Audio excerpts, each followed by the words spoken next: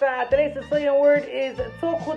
What does it mean? It means anything. In Italian, we say non importa or qualunque cosa.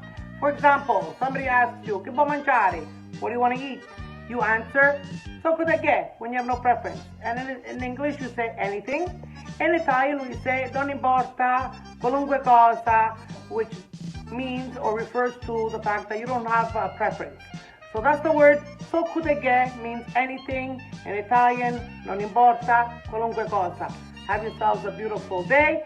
Please follow me on Instagram and subscribe to my YouTube channel, Big Mama Siciliana. Learn Sicilian one word at a time. E come sempre, ci vediamo presto! Salutamu!